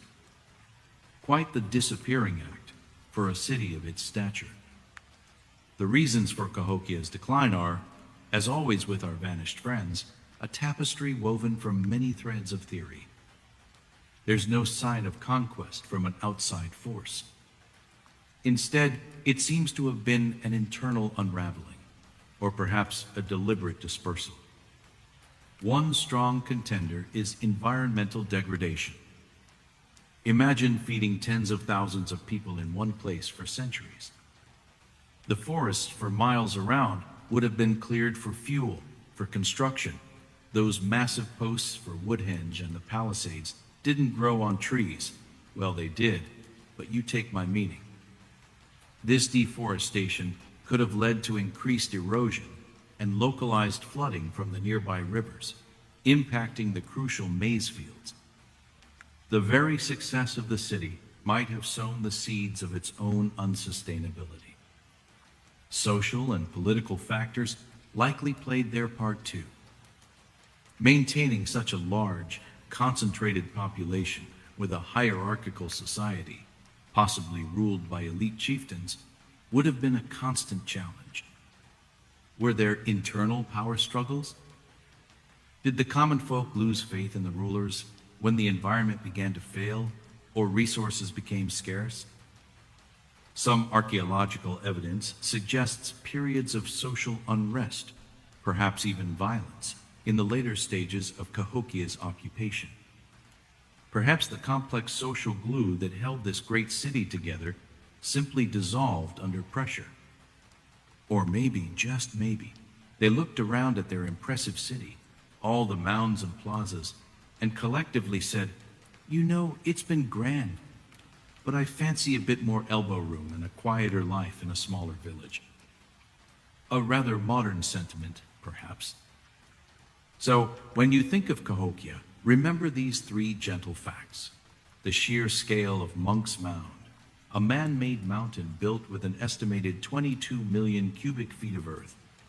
Their astronomical observatories, the Woodhingas, showing a sophisticated understanding of celestial cycles, and its relatively rapid decline and abandonment by around 1350 CE, leaving behind a ghost city where once tens of thousands lived. It's a poignant reminder that even the greatest centers of power and population can fade, their reasons becoming whispers for future generations to try and decipher. As the imaginary Midwestern sun sets over the phantom mounds of Cahokia, casting long shadows across the spectral plazas, there's a sense of profound human endeavor and an equally profound impermanence. They built a world here, full of meaning and order, and then, like the river itself, life flowed onward, carving new channels, leaving the old ones to slowly fill with silence.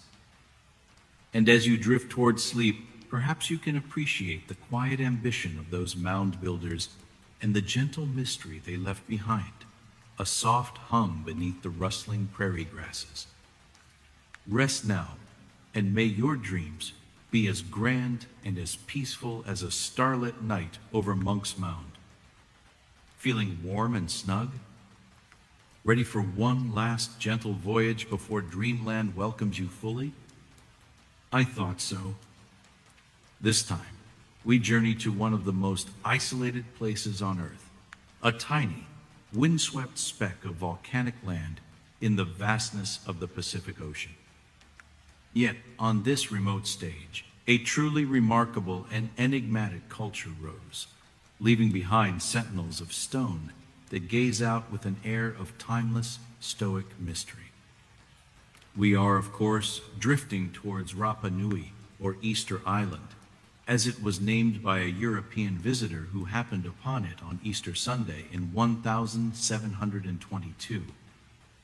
Imagine the feel of the sea spray on your face, the constant, sighing caress of the wind that sweeps across treeless, rolling hills. The nearest continental landmass is over 2,000 miles away. It's a place where you feel acutely the immensity of the ocean and the sky. And then you see them. The Moai, hundreds of colossal stone statues, monolithic figures with elongated heads, prominent brows, and inscrutable expressions, some standing proudly on stone platforms called ahu, others lying toppled, or abandoned in the very quarry where they were carved. They are an arresting sight, these silent giants, guardians of a history that is still only partly understood. You can almost hear the rhythmic chip, chip, chip of stone tools on volcanic tuff, the grunts of immense effort, the chants of workers long, long ago. The original settlers of Rapa Nui were Polynesian voyagers, master navigators who reached this isolated outpost sometime between 800 and 1200 CE, an astonishing feat of open ocean travel in outrigger canoes.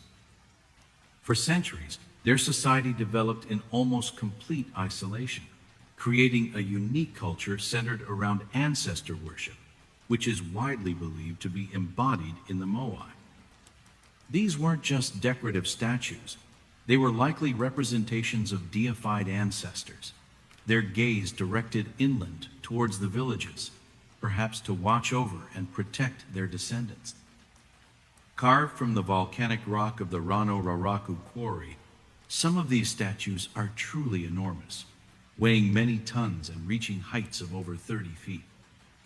And many of them once sported impressive red scoria hats or topknots called pukao, which themselves weighed several tons. Quite the home improvement project, you might softly chuckle. One can only imagine the committee meetings to decide on the hat angle or the sheer manpower involved in dragging these stony personages across the island without the benefit of wheels or large draft animals, which they didn't have.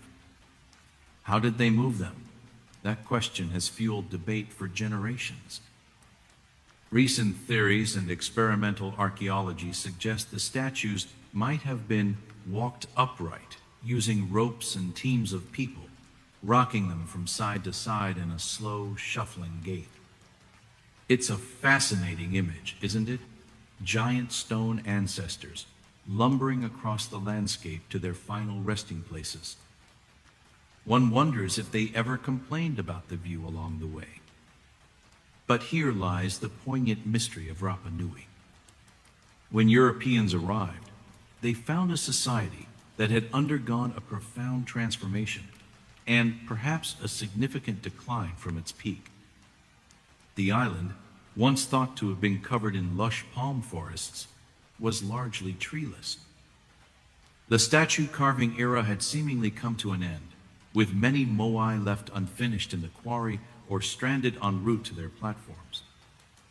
Many of the standing moai had been toppled, likely during periods of internal conflict between different clans or groups on the island.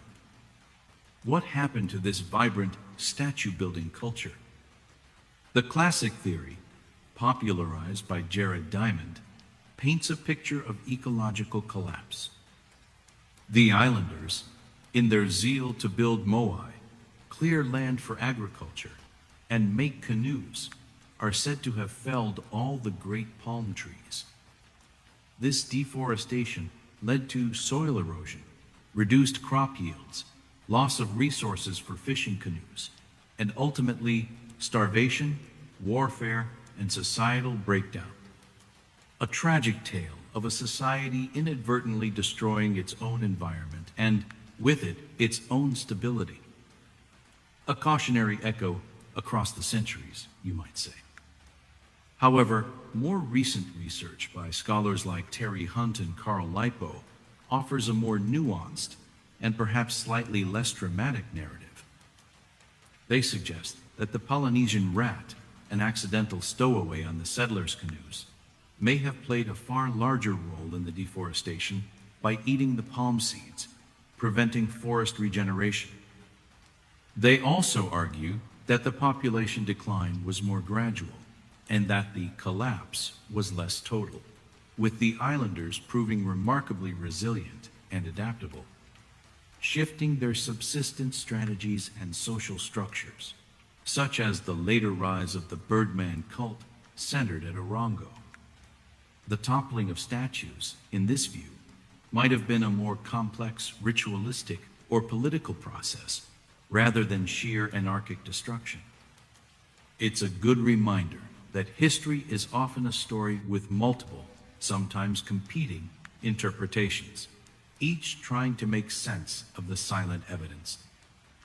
And then there's Rongorongo. As if the moai weren't mysterious enough, Rapa Nui also produced a unique, undeciphered script found on a few dozen wooden tablets. Beautiful, flowing lines of glyphs depicting birds, fish, plants, and geometric shapes. Is it a true writing system, an aid to memory, or something else entirely? No one knows for sure. Like the Indus script, it remains a tantalizing secret, another whisper from a lost world that we cannot quite translate. 3 things to carry with you from this remote island: the iconic moai statues, potent symbols of ancestral power and incredible human effort; the compelling, though debated, story of ecological change and its impact on the society; and the enigmatic Rongorongo script, a silent language waiting for its voice to be rediscovered. As the imagined Pacific wind whispers around the solemn faces of the moai and the waves crash on the volcanic shores, there's a feeling of awe, not just for what was achieved here, but for the resilience of the human spirit in such profound isolation. The Rapa Nui people survived, their culture transformed, and their descendants still live on the island today, stewards of this incredible heritage. The great stone heads keep their watch, their secrets held safe by the ocean winds and the passage of time. And as you let yourself drift into the deep ocean of sleep, may you feel a sense of wonder for these far-flung mysteries and a comforting peace in knowing that some stories are all the more beautiful for not having all their answers neatly laid out. Sleep well. Are you still floating along with me on this gentle river of whispers and time? I trust you're feeling wonderfully sleepy, but perhaps with just enough curiosity for one more ancient place where a powerful civilization etched its story in stone, only to have the jungle draw a soft green curtain over its final act. Let us drift now to the heart of Southeast Asia, to the once magnificent city of Angkor, capital of the mighty Khmer Empire. Imagine the air, thick and warm, like a damp velvet cloak, alive with the chorus of cicadas and the unseen rustlings of the Cambodian rainforest. Giant banyan and silk cotton trees, their roots like colossal pythons, embrace and entwine colossal stone structures. Temples, vast and sprawling, rise from the jungle floor, their towers shaped like lotus buds, reaching for a hazy sky. This is Angkor, a city that, at its height, around the 12th century CE, was the largest pre-industrial urban complex in the world, a sprawling network of temples, palaces, canals, and massive reservoirs called barais. You can almost smell the phantom scent of frangipani and jasmine, mixed with the earthy aroma of damp stone and ancient dust. At the heart of it all lies Angkor Wat, a breathtaking temple mountain, originally dedicated to the Hindu god Vishnu, later transformed for Buddhist worship. Its scale is almost impossible to comprehend. A vast, symmetrical complex surrounded by a wide moat, its galleries adorned with miles of intricate bas-relief carvings depicting epic tales from Hindu mythology, royal processions, and scenes of daily life. Then there's the enigmatic Bayon Temple at the center of Angkor Thom, with its dozens of towers, each bearing 4 giant, serene, and faintly smiling stone faces, gazing out in all directions. Whose faces are they? A king? A bodhisattva? Or perhaps just the calm, all-seeing gaze of eternity itself, amused by the comings and goings of mere mortals? The Khmer Empire flourished for over 600 years, from roughly the 9th to the 15th centuries CE. They were master engineers, especially when it came to water management. Their sophisticated system of canals, reservoirs, and embankments allowed them to control the seasonal floods, store vast quantities of water, and support multiple rice harvests a year, feeding a massive population and fueling the immense construction projects. It was a civilization built on water, stone, and a profound connection to the divine. They certainly didn't think small, did they? You might reflect, gazing up at a towering gateway, building a city to rival the heavens, and then, after centuries of such grandeur, it just quietens down. For like our other vanished friends, the great city of Angkor experienced a gradual decline, a fading of its imperial power, and a shift of the Khmer capital southward, leaving these magnificent structures to the slow, patient embrace of the jungle.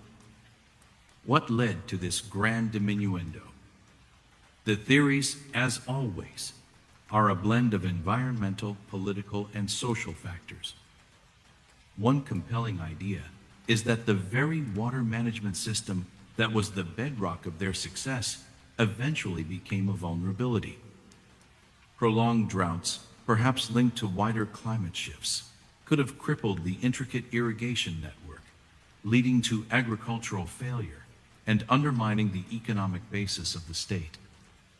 Conversely, intense monsoons and flooding could also have damaged the system beyond easy repair. The delicate balance they had maintained with nature for so long may have finally tipped. Then there were external pressures. The rising power of neighboring kingdoms, particularly the Siamese kingdom of Ayutthaya, led to repeated invasions and conflicts. The capture and sack of Angkor by Ayutthayan forces in the 15th century is often cited as a critical blow, though the decline was likely already underway. Perhaps the elite and the skilled artisans were carried off, or perhaps the city just became too difficult to defend or sustain in a changing political landscape.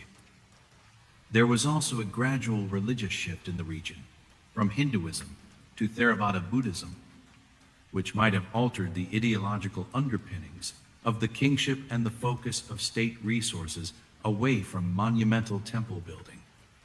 My dear, one can imagine a weary Khmer courtier sighing.